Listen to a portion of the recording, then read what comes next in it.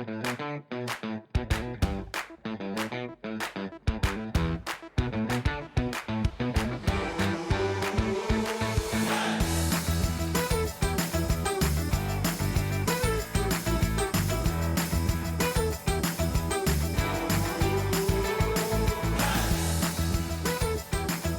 and welcome back to Square Talk in the Cheshire Freemasons podcast. It's great to have you back with us for another episode. And tonight I have Keith with me. Keith, how's things with you? Very well, thank you. Been very busy. Just come out the other side of Christmas, so yeah, all good, thank you. Great. Did you get what you wanted from Santa? Yeah, bit of peace and quiet. Excellent. And no Neil tonight, so No. Keith... No, sadly Neil's not well, so he isn't here with us tonight, but I have brought along with me a stand-in for Neil, a Neil 2.0, as we could call him. So we've brought along my very good friend Simon Porter. Do you want to introduce yourself, Simon? Yeah, hi, I'm Simon. I've known Keith and Iain for a long time. It was those two who brought me into Masonry about almost exactly 12 years ago now. Yes. So we sired you in a way. There's a Buffy reference for people that watch television in the 1990s. That's true. Yes, I suppose you are. Yes. Yes, my proposer and seconder. Yes, you could say it's your fault. Yes, yeah.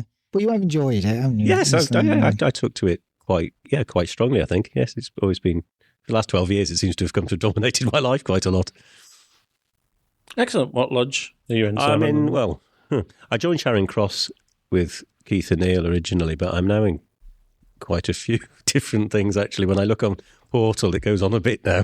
Been collecting them. I seem to be doing that recently. Yeah, I'm in the Provincial Grand Stewards Lodge. I'm a member of the Lodge of Dignity. I'm a member of the Communications Lodge. Yes. Which hopefully you will be balloted for on Tuesday, and so we'll have you as part of our merry team. Yeah, looking forward to that. And of course, I can go. I'm in. Oh God. I'm also in 3 Royal Arch chapters. How did that happen? When did that happen? Why did that happen? What went wrong? Very good. I think it's because you're so good at the ritual that people just invite you to join them.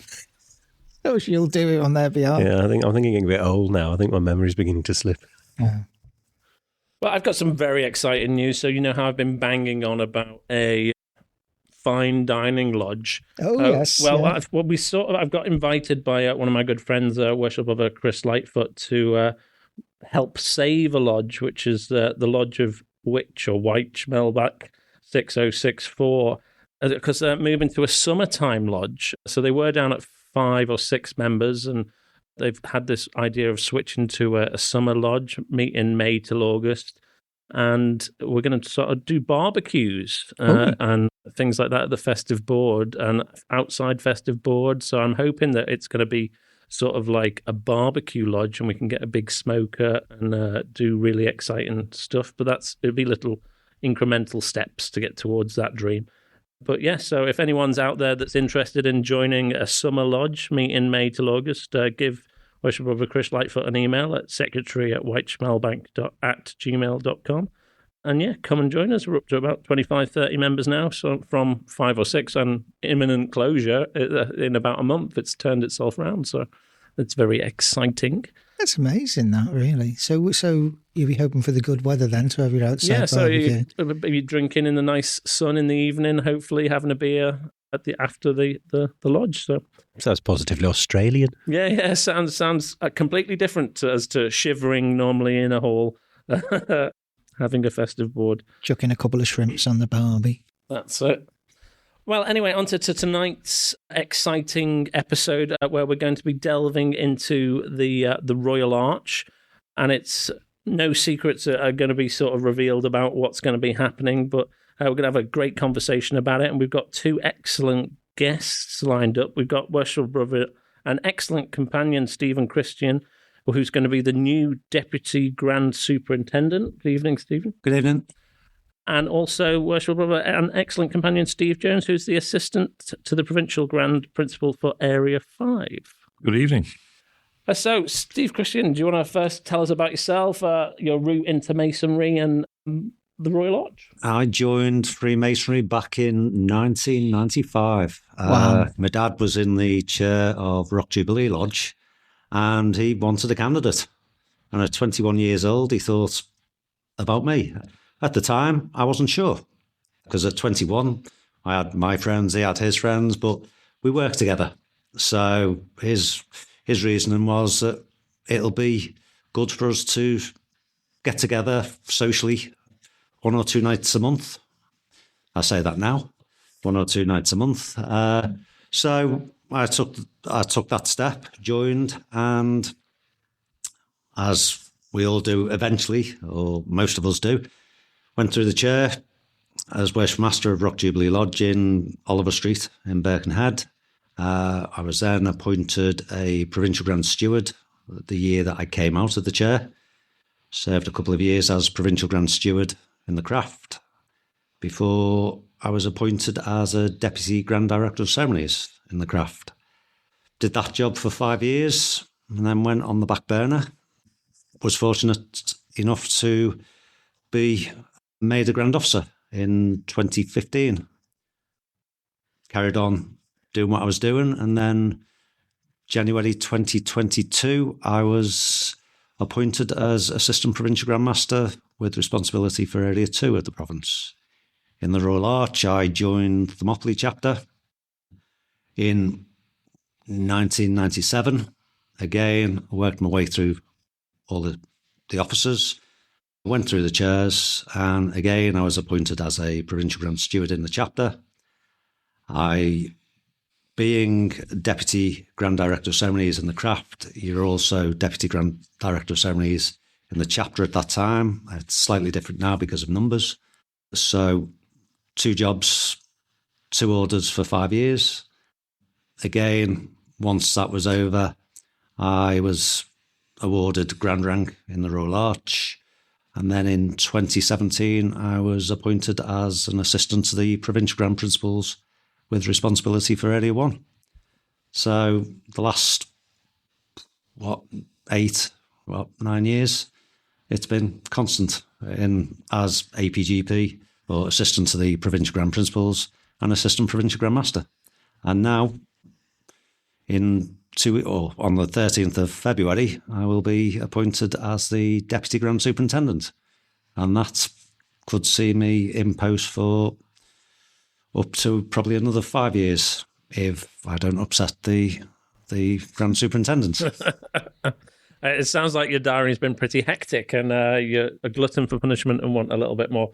So that sounds, and you should be really looking forward to, I imagine, that ceremony that's coming up. No, I am. It's being held in the Motley chapter, which is unusual because the Deputy Grand Superintendent is normally invested at the meeting of Provincial Grand Chapter. It has been the last couple of years, but the Most Excellent Grand Superintendent asked if my chapter could move the day because it clashed with another appointment he had that day, and the chapter was more than happy to.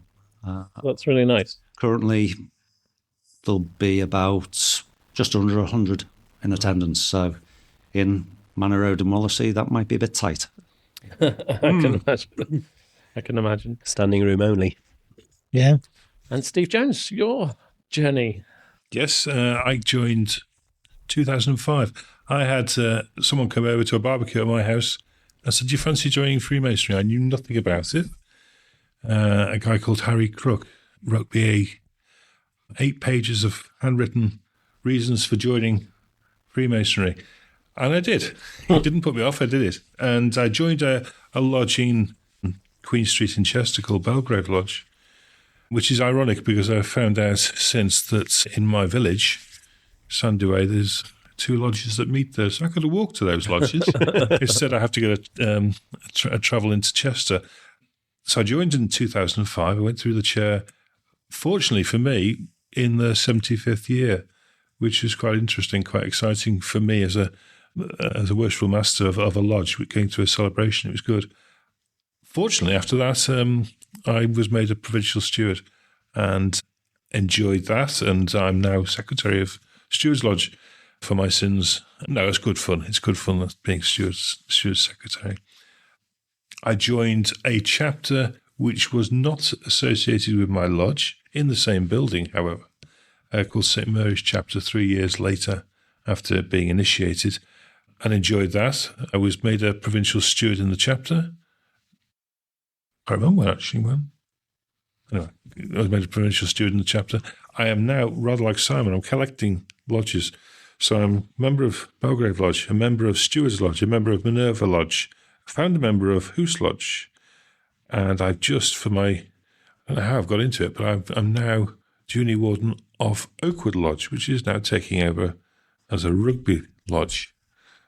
So yes, I'm busy doing that. I've also got quite a few chapters: St Mary's chapter, Minerva chapter, and Stewards chapter. So yes, busy. Your bank account not screaming no more.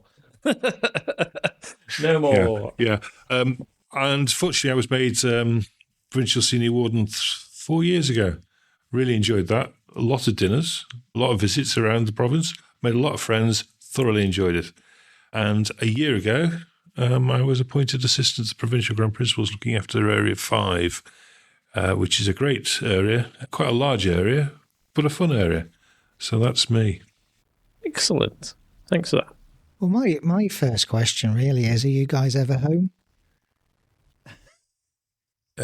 Yes. Yes. Occasionally. Occasionally. No, we are. I am at home, and I'm sure Steve is. But it's a case of when we're at home, we make the most of it and make sure those people at home know we're there, Yes. and we're not hiding away. We are. Yeah. I'm very visible. No, so when it comes to the Royal Arch, and Iain said in his opening about demystifying some of it, how would you describe it to someone with no Masonic background and how it differs from craft Freemasonry? You or me? I think, and I've been to, as APGP, you'll try and get to exaltations. And what you see with candidates as they go through exaltation is an element of surprise. It is different in the sense it is a dramatic episode full of colour. And if it's done really well, the candidate has a wow factor associated with it. And I think that for me is something which I like about the Royal Arch exaltations.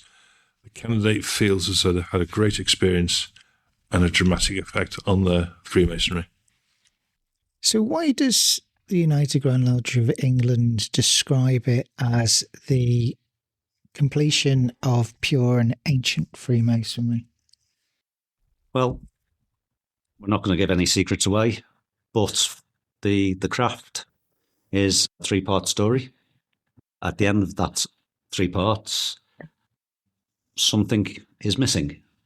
The Royal Arch, what has been lost, is found.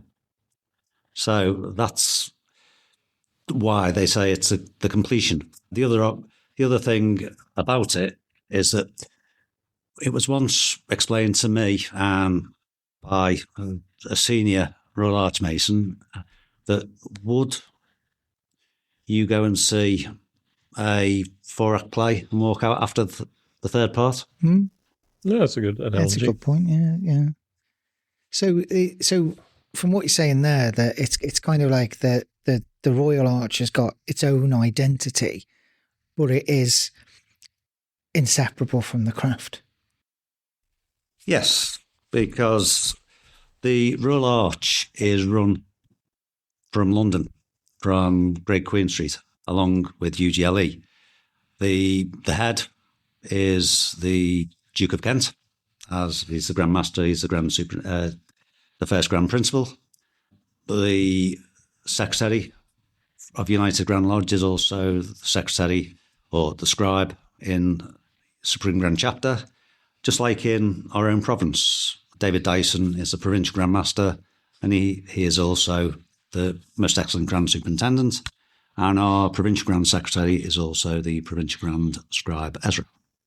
Right, okay. So, Steve Jones, you mentioned before that the ceremony itself is colourful, and is the atmosphere any different in a chapter lodge to a craft lodge? A candidate, that's interesting because a candidate, when they go in for an exaltation, you come in the dark, you're disorientated, you hear the voices, but it seems to be you're looked after and you're relaxed, and it suddenly emerges. And when you are hoodwinked, you realise you're full of friends and people who are really looking after you.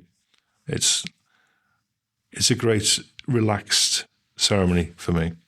Yes, I mean, I'm I'm in the chapter as well, and I find it. It to me, it does feel different, but that's because in my chapter there's lots of different people in there than there are to my craft lodge as well, and that's good as well, because it allows you to meet people, new people from different walks of life as well, doesn't it? Both of you have mentioned that the ceremony is quite dramatic. I think we're all Royal Archmasons here. And I can particularly remember that one particular moment, but I won't go into too much detail, but there is a particular meeting which is still, even after, and I joined quite quickly after being made a Master Mason. Actually, I think I joined the Royal Arch within 12 months of becoming a Mason. But still, that moment, and if you're a Royal Archmason, you'll know the moment, really stands out even after 12 years as being one of the big wow moments of Masonry. Do you still feel that now after so many years and so many different chapters and levels of involvement? I see it in the eyes of the candidates. And the moment I think you're referring to, you can see them looking around and feeling, wow, this is a really good experience. I will not forget this. And every one of the candidates who stand up at the festive board afterwards refers to that moment. And it does live with you. I'm sure it will live with anyone who goes through the experience. Other Steve? Yes. As I said before, I spent 5 years as an assistant to the Provincial Grand Principals, and I attended a lot of exaltations. And yes, it's always a pleasure to see the face of the candidate at the moment that we're talking about, but trying not to give too much detail about it. It's great, this, isn't it? Saying without saying. Saying without saying. You see, no, this is what's going to encourage people to join the Royal Arch, because they want to find out what this is now. But the other thing is, after that moment, there are other parts of the ceremony. It goes on after that moment. Yes. And I find what then happens is it becomes more and more obvious of the link between the craft and the Royal Arch as the ceremony is explained to you. And okay, you go into your craft lodge, you will see people with the Royal Arch jewel on their breast, and the link is quite evident there. But in the ceremony of exaltation itself, if it's done really dramatically and well, the link is quite clear as well. So that also comes back to your question about the continuation between the craft and the Royal Arch. I mean, a lot of companions say, I mean, you've kind of alluded to this already, that things suddenly make sense. Because it is like that fourth act. You don't find waiting to find out if Neo is the one because you didn't bother watching the Matrix films after Matrix Revolutions. But a lot of people seem to take, there is a sort of variation in time. As I said, I went in quite quickly, but some people wait forever, don't they? I went to an exaltation on Monday where the candidate had been raised in December, so we're talking 6 weeks. Okay, so he just about got his certificate from Grand Lodge. But I also read on the Facebook page there was someone who joined having been 59 years in the craft before they joined the Royal Arch. And I think it was 59 years. And that's the extreme. But what I do know is that a lot of the initiations that are taking place recently, the enthusiasm of the candidates is still there to come into when you bring them into the Royal Arch, they are still enthusiastic. And it's good to capture that enthusiasm. Yeah, like you, Simon, I joined quite quickly. I joined probably within 2 years. But it's people's circumstances, their personal circumstances. Mm-hmm. What the way the Royal Arch leadership look at it, we want all the members of Cheshire to be members of the Royal Arch, all the members of the craft to be members of the Royal Arch. Currently, we are just under, about 48%, which is one of the highest in the country. I expected it to be higher. I don't know why.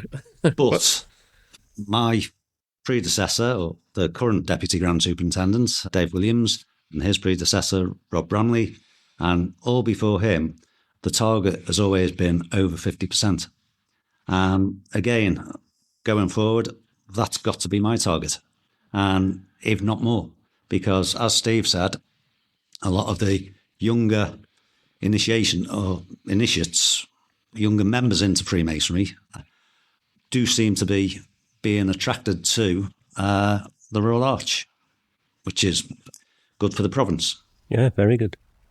Of course, you've got to remember, percentages are very difficult to work with, because a successful lodge with lots of master masons, fellow craftsmen, and apprentices, their percentage goes down. Yes, because you've got lots of people who are actually qualified to become Royal Arch Masons at that moment because they're only fellow crafts. You can, on paper, it could be, I think, you could be not a good conversion rate, but actually it's a fantastic conversion rate in reality. So I went to a lodge the other day to talk about the Royal Arch, and its percentage rate was not as high as Steve's target, but you look around the room, full of light blues.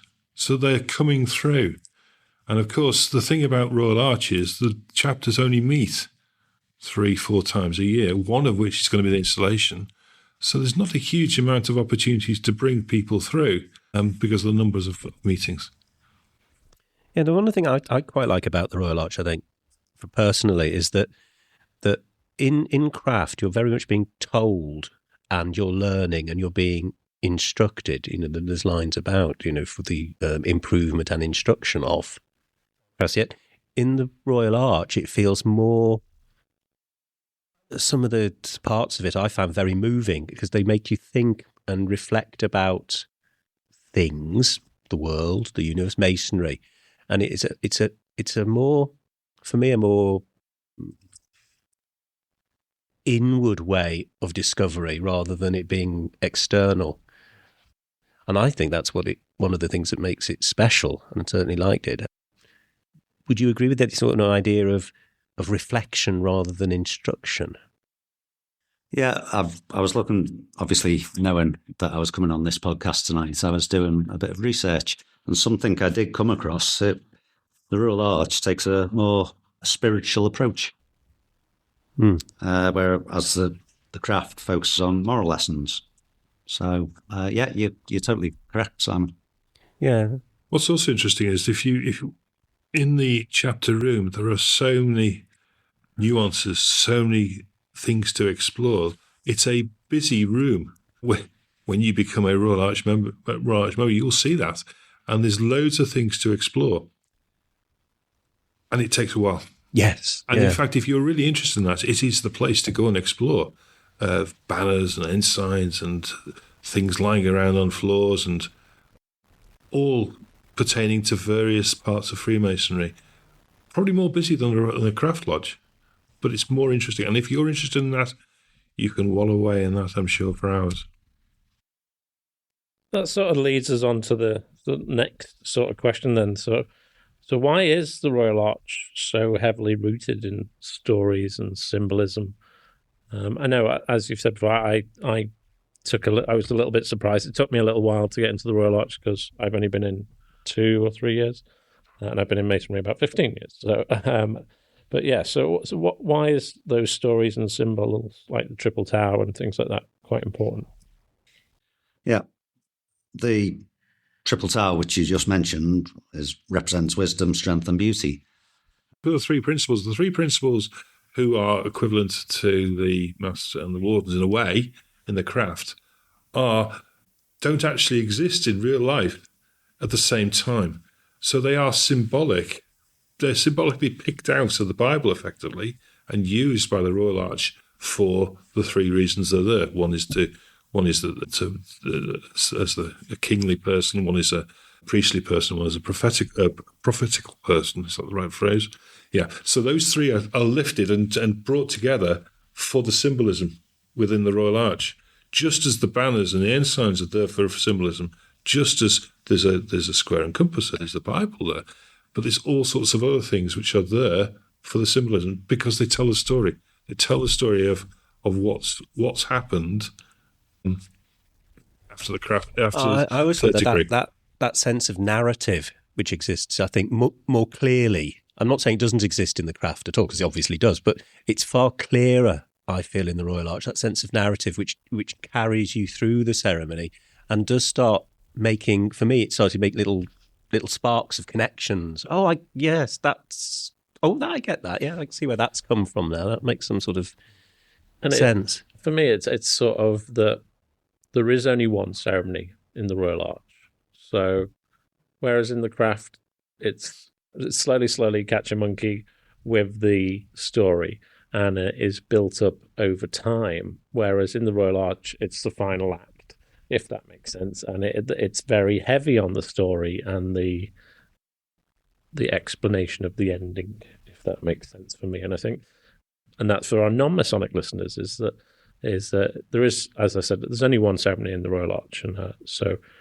we only do the same thing all the time to a certain degree. But I think that as well is that the story that's told in exaltation, even on its own, it's a cracking story, and it's that's why going back to what Steve Jones was saying, that once you've been through it yourself, and then you can sit and you can watch other people going through that and enjoying that story and enjoying that narrative. You said, Simon, and also I like the fact that when you say that there's lots of different things dotted around the room, that when we have the time, when somebody does a lecture and explains what each of these things might mean, what each of these banners mean and things like that, because everything is there for a reason.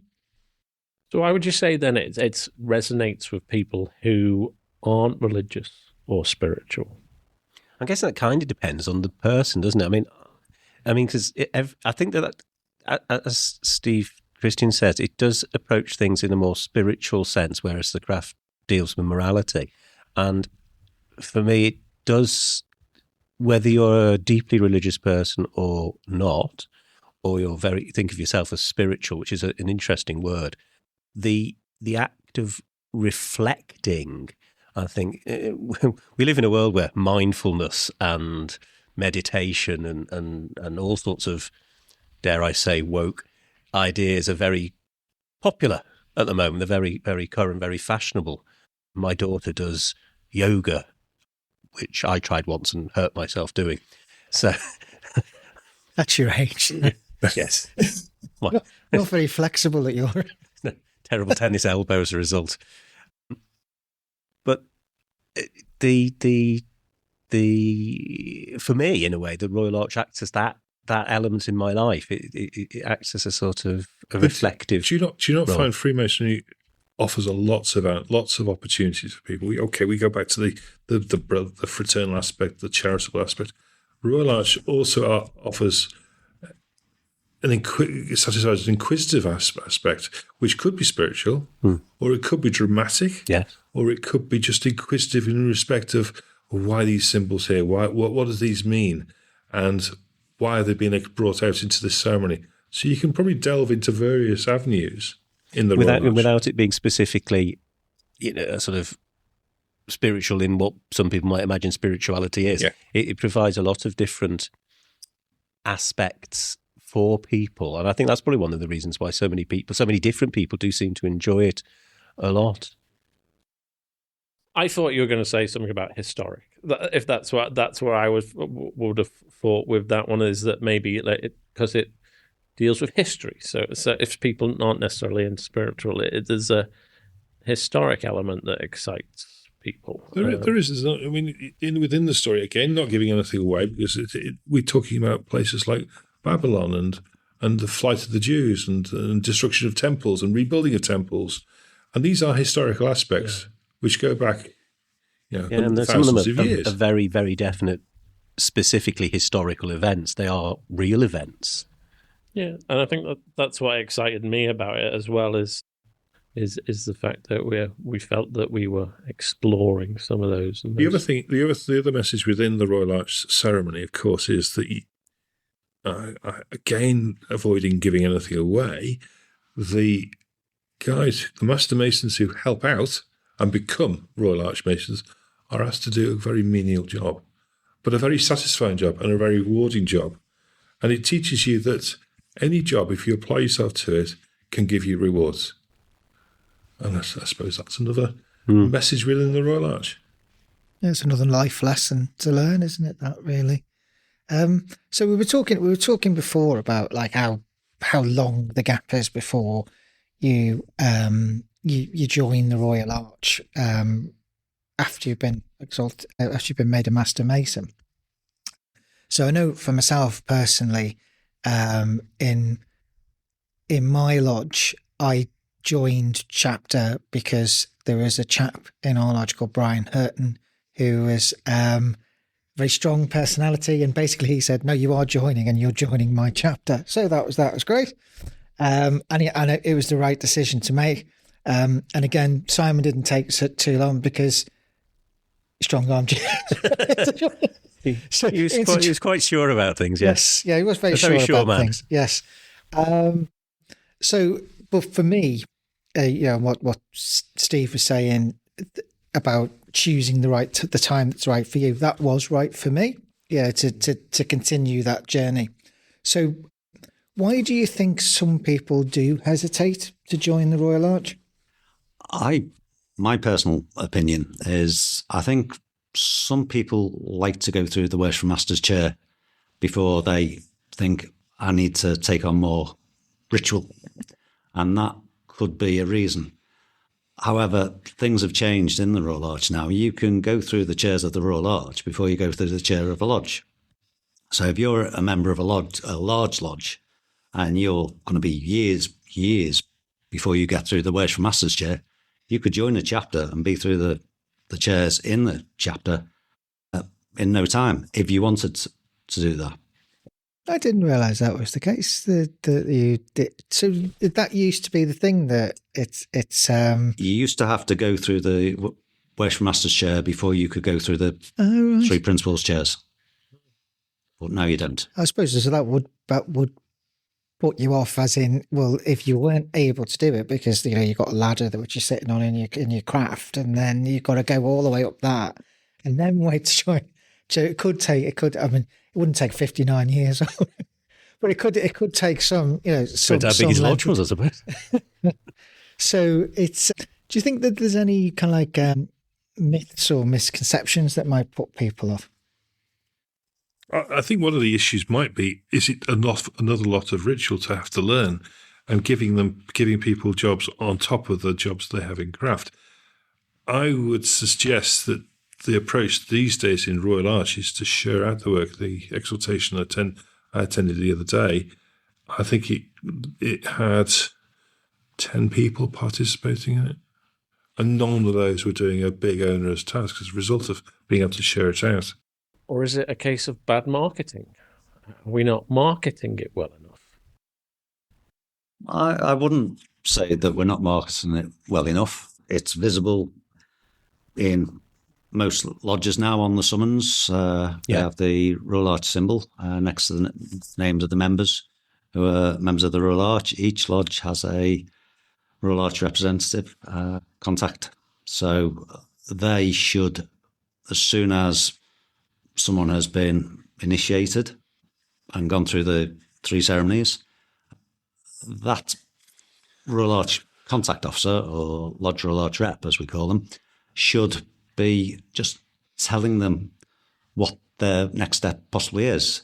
Not throwing an application form under the nose, but now that anyone who joins now, your joining fee for Springburn chapter is included in your initiation fee.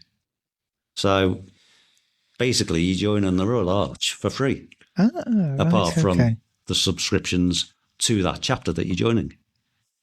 There are other subtle marketing changes that are taking place, of course. One is the fact that you'll see lapel badges. Yes, link I've the seen craft them, and the Royal Arch. You'll see now there's a new tie. Yeah, I wore my new tie for the first time last night, and very natty it is too, I thought. And no doubt people asked you why you're wearing a new tie, and you could answer the question, well, it's the joining together of the craft and the Royal Arch. And of course, we've always been able to wear the jewel in the craft meeting. So those little subtle pieces of marketing are going to be there. But really, it should be the enthusiasm to join Royal Arch is that because it's the next step in your Masonic journey. And don't wait too long, please. Do it whilst the Master Masons ceremony is still fresh in your mind, because it will make sense more if it is still in your mind. Yeah, you've got to wait a minimum of 4 weeks to join after. Providing you have the certificate. So you've got to have your certificate and wait 4 weeks. No. Wait 4 weeks and have your certificate. And have the certificate. So make sure your secretary applies for the certificate as soon as you've raised in the craft. I'm sure all secretaries are always really on top of their paperwork. Is that coming from a secretary, Simon? Yes, it is. Yes, he was just telling me in the car on the way here how organised he is and on top of everything. So that was a grimace. So if a Mason was to say to you, you're encouraging them to join the Royal Arch, if they would say to you, no, I'm fine, thanks, happy where I am, what would you say to them? That's your choice at the moment, and I respect that choice. If it's not right now, fine, but don't close it off. Keep thinking about it, because there will come a time when you want to know what is that next step, and that will be the time to join the Royal Arch. Well, I think we've discussed an awful lot of the background to in general, sort of universal approach. But of course, this is the Cheshire podcast. Steve Christian, as you're going into a major role in the Royal Arch, where do you see the future for the Royal Arch in Cheshire, particularly? Well, as I said earlier, Cheshire have one of the highest percentages in the country. So my aim as the new Deputy Grand Superintendent be to continue with the promotion of the Royal Arch and to support the assistance to the Provincial Grand Principals, and hopefully from my current, which soon to be previous job as an APGM in the craft, hopefully I can use those contacts to make sure that the craft are also doing what they can to help us promote the Royal Arch, which I know at the moment they do, but having that contact with my mates, the other APGMs, is going to be easier than me going to someone who, yes, I know because we're all part of the leadership team, but I know in passing. Whereas I've spent 4 years as an APGM with Chris Renshaw, just over 3 years with Andy Bailey, and I know Seb and I know Peter well. So hopefully, and also with the new Deputy Provincial Grand Master coming into post in May. He's been the Provincial Grand Director of Ceremonies in the craft and the Royal Arch. So there should be no pushback. My view is optimistic. And the optimism is actually because I can see lots of candidates coming into the craft now with enthusiasm. And they are, let's face it, they are our market in the Royal Arch once to become a Master Mason. There are enthusiastic Masons coming into the craft. Hopefully they'll come straight through to the Royal Arch. So I'm quite optimistic. Do you think that the way the world has changed in terms of digital communication is helping enthuse people? I mean, we all got more access. When I joined, it was very much that you didn't know. You were told not to look, don't look at anything. But now, of course, there are lots of things all over the internet. It's funny that time because I come across candidates both in craft and Royal Arch who say, I'm not going to look. I don't want to spoil. I can find out, but I don't want to spoil my experience. I might be tempted to look at, regalia or perhaps names of who people are within a lodge or a Royal Arch, but it seems to me they don't want to spoil their experience for themselves. So I think there is a temptation. It probably does expose, it probably advertises it to them, but I don't think they want to go through and spoil the event for themselves. Cool. Okay, so thanks a lot. We come to that segment that we all love, which is our usual segment on the podcast, where we ask you to put a piece in our Masonic time capsule. So it's a time capsule that will be open in 100 years. there's no size limit to it. So if the Royal Arch in Cheshire could leave one item or a message for the future generations, what should that be, Steve Christian? I would say that what we would say now is that we hope that the Royal Arch is still going strong in 100 years' time. There's no reason why it shouldn't be. If the craft is going strong, the Royal Arch will just be as strong. And it will just, we hope you have enjoyed, or you enjoyed it, the ceremony and what you see, as much as those in the past have. Steve? My message would be: I hope you've enjoyed the exaltation ceremony that you had done to yourself. That you can make it dramatic for those people coming into the Royal Arch, and that you've enjoyed your evening out with your companions. How would you describe the Royal Arch in 3 words? Dramatic, colourful, and friendly. Well, Steve's taken 2 of them. Dramatic, colourful, and companionship. Excellent. Just if anyone's been wondering, companions is the word that we use instead of brother in the Royal Arch. And we've used another word tonight, which I think is different, is obviously exaltation, which is the another word that we use in the Royal Arch for initiation. So it's when you join, you get exalted into the Royal Arch. So if any of you were wondering what them words were all about. And Keith, it's over to you for your exciting wrap-up. Yes, Before we do that, do you guys have anything that you want to add or anything that you want to talk about before that we close you off and send you over to Keith? No, I'd just like to say thank you for the invite to come and talk about the Royal Arch. And I know I'm looking forward to my new role, and hopefully the province will continue to go from strength to strength. Excellent. Steve Jones? Thank you for the opportunity to talk about the Royal Arch. No, great, excellent. Well, we have actually nearly over 2,000 downloads of our podcast so far. So, hopefully at least some of them will come and join you. But over to Keith. So it's just time for me to give the final thought, is it? Like old Jerry Springer used to do back in the day. Yeah. So thanks, Steve for joining us to do this podcast and explaining some of the things behind Royal Arch Masonry and what it means to you. Thank you, Simon, for sitting in for Neil. And you improved Neil. Yes, it's Neil 2.0, as we're now going to refer to you as. It's interesting when we're looking at the Royal Arch Masonry that it's just reflecting on the idea that some journeys don't add more to you, but they do reveal what's already there, and that is my final thought. So we'd just like to invite listener questions. Do you have any questions? What have you always wondered about the Royal Arch? If you are a Mason, and what stopped you from joining? So do please share your own visiting stories about getting involved and going to Masonic lodges and going to chapters.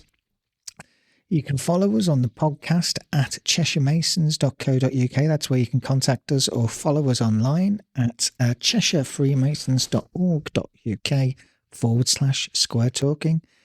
We're on Instagram at CheshirePGL.